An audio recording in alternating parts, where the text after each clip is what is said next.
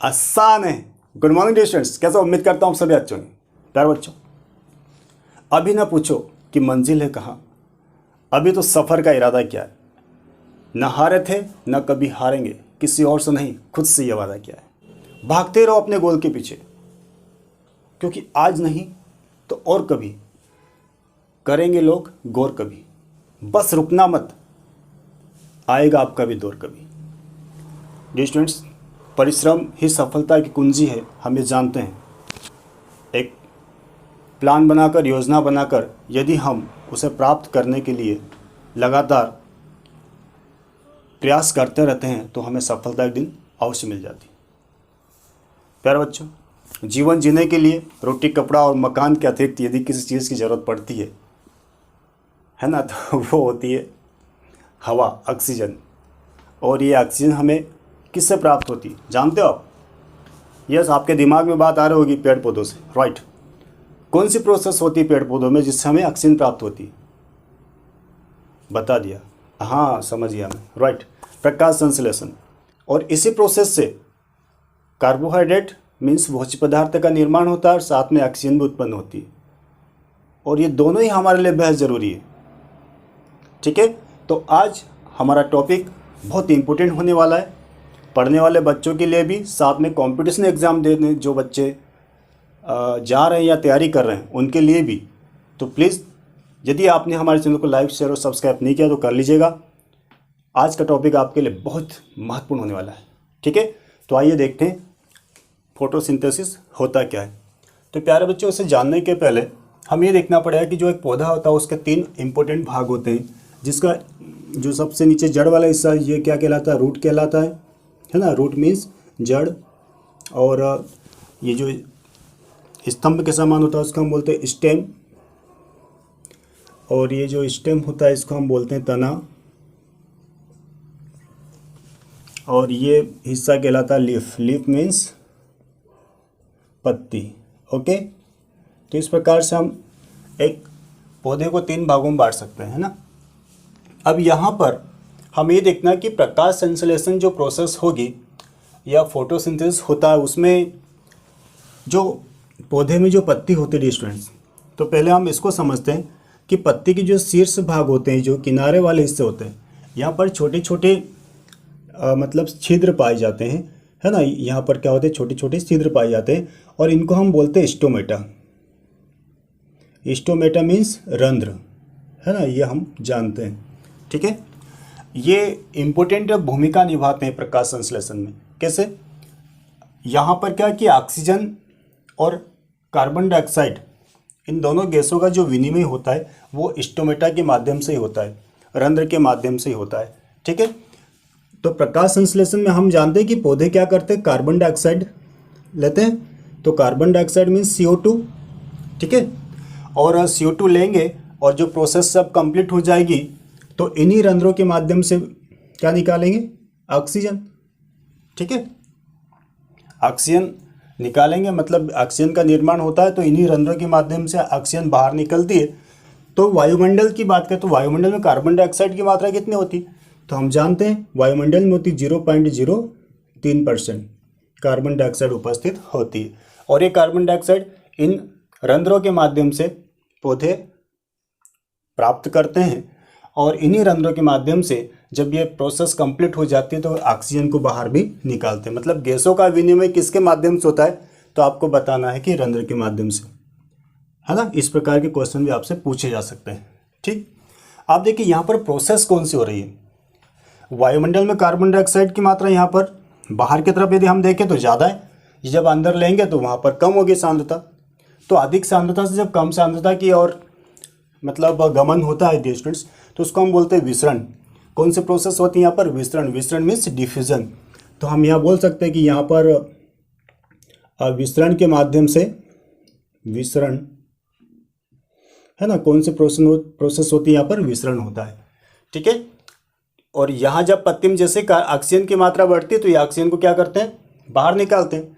तो अधिक से कम की ओर निकालता है ना। यहाँ पर अधिक से कम की ओर गमन होता है। ठीक है, तो ये प्रोसेस क्या कहलाती है? विसरण कहलाती है।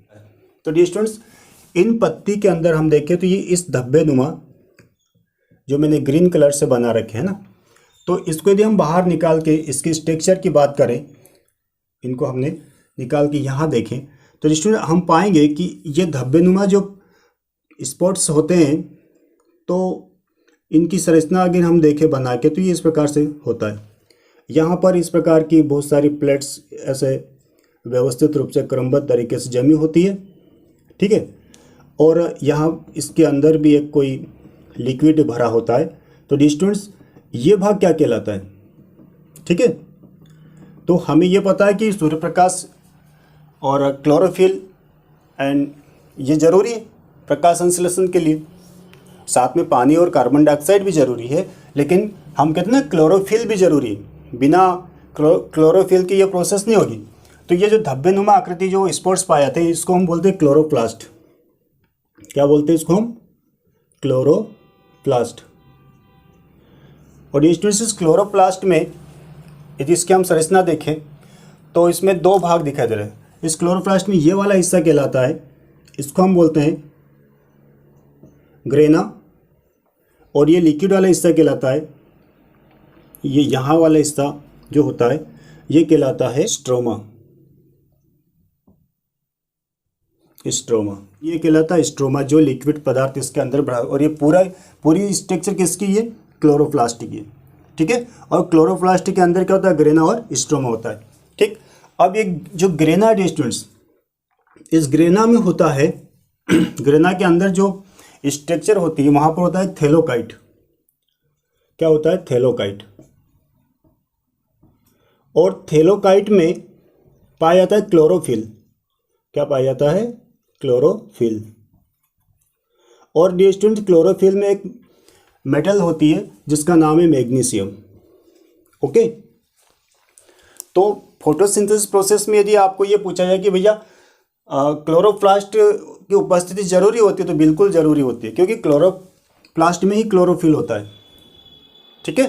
ग्रेना वाले पोर्शन में क्या होता है? थैलेकाइट, और ये थैलेकाइट कहलाते हैं ग्रेना में ये, और इसी को हम इसके अंदर क्या होता है? क्लोरोफिल और मैग्नीशियम धातु होती है, ठीक है।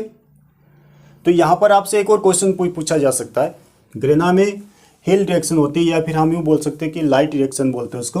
तो यहाँ पर जो प्रोसेस होती है उसको हम बोलते हैं हिल रिएक्शन, ठीक है। और ये पहले होती है ना। हिल रिएक्शन कैसे होती है? पहले होती है। बाद में जो स्ट्रो में जो स्ट्रक्चर उसको हम बोलते हैं डार्क रिएक्शन। कौन सी रिएक्शन? Dark reaction. ये बाद में होती है, ठीक है। पहले कौन सी होती है? हिल रिएक्शन, उसके बाद में होती है डार्क रिएक्शन। तो आपसे एक क्वेश्चन ये पूछा सकता है कि हिल रिएक्शन किस में होती है, तो आपको बताना ग्रेना में, और डार्क रिएक्शन किस में होती है, तो होगी स्ट्रोमा में, ठीक। इतना समझ में आया?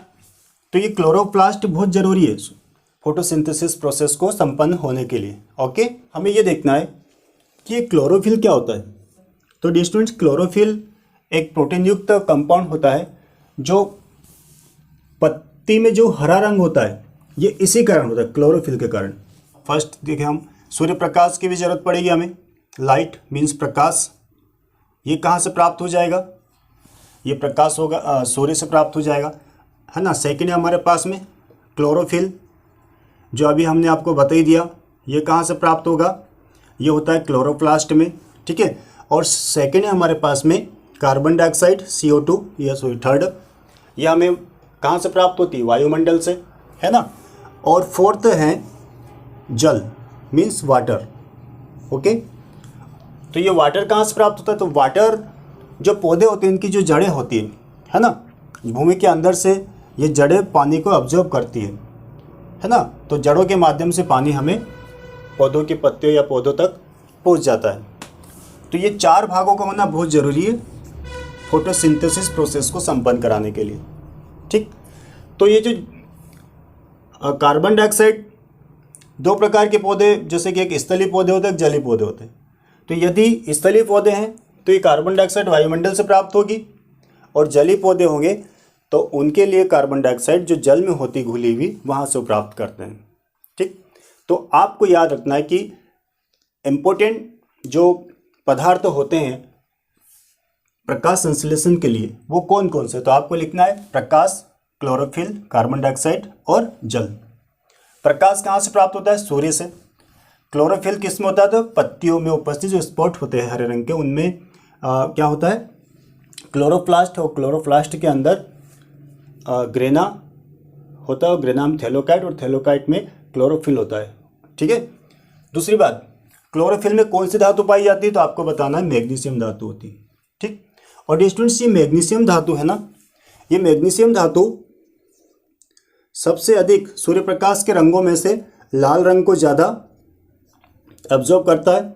लाल के बाद में आता है नीला, और नीले के बाद में आता है बैंगनी। तो इस प्रकार से यदि देखा जाए तो प्रकाश संश्लेषण की जो प्रोसेस होती है वो लाल रंग, सूर्य प्रकाश के लाल रंग में सबसे ज़्यादा होती है, नीले रंग में उससे कम, और बैंगनी रंग में उससे कम। ये तीन रंग जो होते हैं जिनमें प्रकाश संश्लेषण की प्रोसेस ज़्यादा होती है, और सबसे ज़्यादा किस में होती है? लाल में होती है। ठीक है। तो आपको ये भी याद रखना है। मैग्नीशियम धातु किस में होती है? तो क्लोरोफिल में होती है। क्लोरोफिल किस में? थैलोकाइट्स में। थैलोकाइट्स में ग्रेना में। ग्रेना किस में होता है? तो ये क्लोरोप्लास्ट में होता है। क्लोरोप्लास्ट में ग्रेना के लिए क्या होता है? तो आप बता दो कि स्टोमा होता है ना। ये बात सुनिए। ठीक है। अब आपसे एक और क्वेश्चन पूछा जाता है कि प्रकाश संश्लेषण के लिए जो कच्ची सामग्री होती है वो पौधा कहाँ से प्राप्त करता है? तो सिंपल है, हम बता देंगे कि कार्बन डाइऑक्साइड होता है जो वातावरण से प्राप्त करते हैं पौधे, और जल होता है वो भूमि के अंदर से जड़ों के माध्यम से, है ना, अवशोषित कर लिया जाता है जल को, है ना। तो आप इस प्रकार से इसमें ये कारण बता सकते हो। बाकी क्लोरोफिल, प्रकाश, ये तो आप जान चुके हो। अब बात आती है कि इस प्रोसेस को हम कैसे लर्न करें, इसे केमिकल इक्वेशन के रूप कैसे दें, है ना।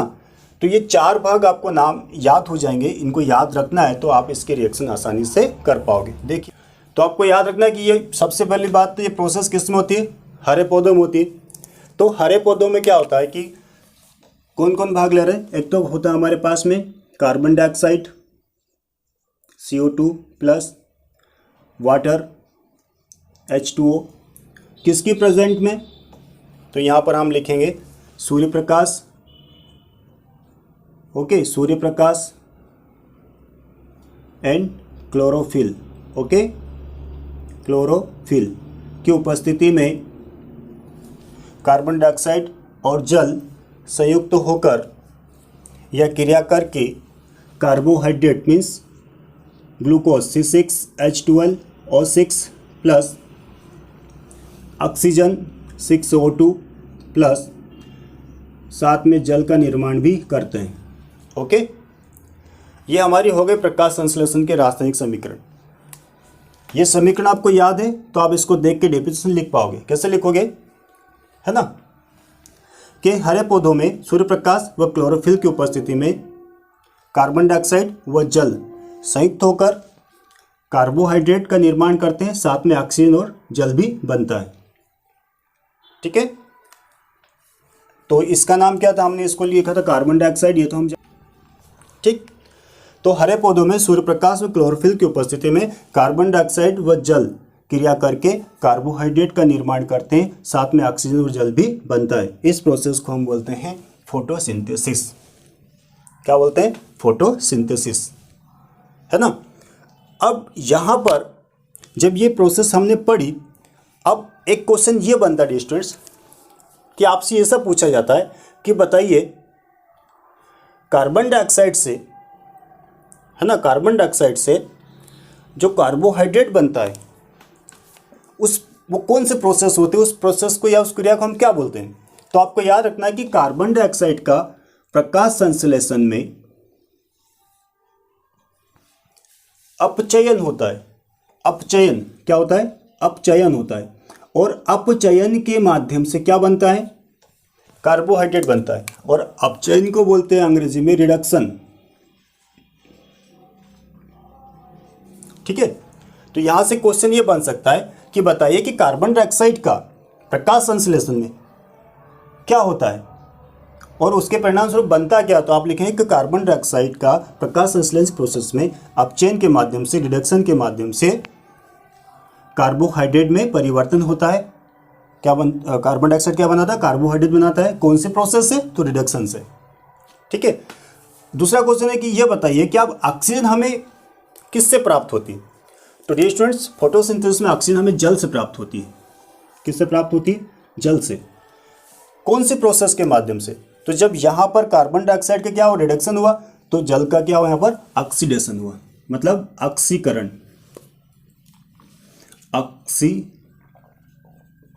ऑक्सीकरण, और इसको बोलते हैं ऑक्सीडेशन। ऑक्सीडेशन, ऑक्सीकरण को हम उपचयन भी बोलते हैं, है ना, उपचयन। Okay, उपचयन, oxidation. ठीक। तो कार्बन डाइऑक्साइड का अपचयन होता है, बनता क्या, कार्बोहाइड्रेट मीन्स ग्लूकोज, और जल का क्या होता है, ऑक्सीकरण, बनता क्या है, ऑक्सीजन। ठीक है। तो इस प्रकार के क्वेश्चन आपसे पूछे जा सकते हैं। तो ये आपके एग्जाम की दृष्टि से, आप यदि किसी कॉम्पिटिशन एग्जाम में बैठते हो स्टूडेंट्स, मैं विश्वास दिलाता हूँ कि बहुत सारे क्वेश्चन इसमें से बनते हैं, तो आपको अच्छे से समझ लेना है। ठीक है। तो ये था हमारा प्रकाश संश्लेषण या फोटोसिंथेसिस। ओके, आई होप, मैं उम्मीद करता हूँ आपको ये वीडियो समझ में आएगा, और समझ में आया तो लाइक, शेयर और सब्सक्राइब करना ना भूलें, और कमेंट करके आप बता दीजिएगा कि अगला वीडियो आपको कौन सा बना के पहुँचाना है। ओके।